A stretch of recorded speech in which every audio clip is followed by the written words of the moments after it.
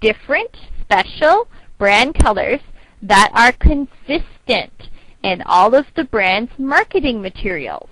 Consistent means it is the same all the time. It doesn't change. And if you change your logo or your font or your colors, that is not good because you're not following your brand identity. So if you have a brand, try to be consistent in all of your company's materials. Maybe on letterheads, at the top of your letter, you want to have your company colors. Don't change the colors for the letters. Keep your colors the same in every product and every paper that you have in your office. Try to make sure your logo is the same colors, so it's consistent. So marketing materials could include packaging, letterheads, business cards, etc. Now, lots of my clients say name cards. And in North America, we call them business cards.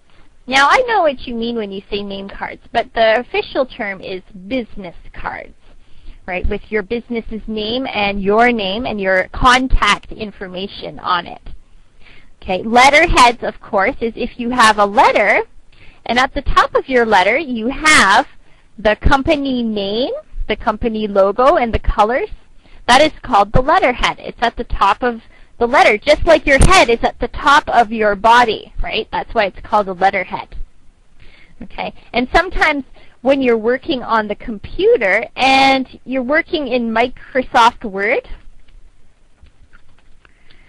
there's a function called headers and footers.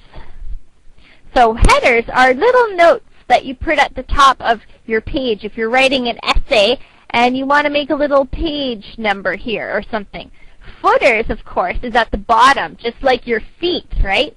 So footers are usually little notes about something that you cited in quotation marks in here, and you put the note of the source down here. So where did it come from? What is the source material? Well, this is where you usually write it. You write it in the footer.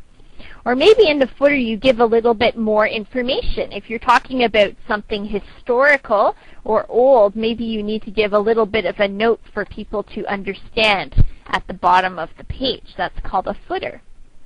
Okay. And of course, packaging. That's the box or container or bag that holds your product. Right?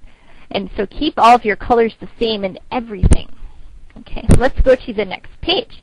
Here's some really good examples of logos that you can probably all identify very quickly. So why do you think these logos are so powerful? What is the same about all of these logos that makes them very powerful? Well, they're very simple, aren't they? Like this is just a little check mark. This is just the letter M. This is a little apple. Very, we call this abstract. Logos should also be abstract.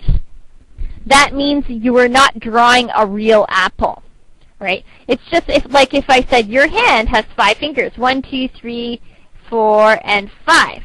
So here is an abstract hand. Now, if I really wanted to draw my hand, I would look very closely, and I would draw very slowly. I would draw my fingers here like this. So this is not abstract because I'm copying my hand very slowly. Okay. Oh, there's my hand. Okay, there's my hand. So this is not abstract, but this one is. It's just like a graphic, an image that represents something. It's not the real thing. This is not a real apple. It's just a very simple sort of outline that looks like, it makes us think of an apple when we see it. Okay, so all of these logos are very simple. They don't have a lot of colors. You can see most of them only have one color. There's a couple with 2 colors here. Okay, so can you think of any other popular brand logos that are very famous, maybe in Taiwan or China, that you have seen before? And why do you think these brands or logos are so effective? Why are they so good, and why are they so powerful? Okay, let's go to the next page. Here's the history about branding, and this is where it all started.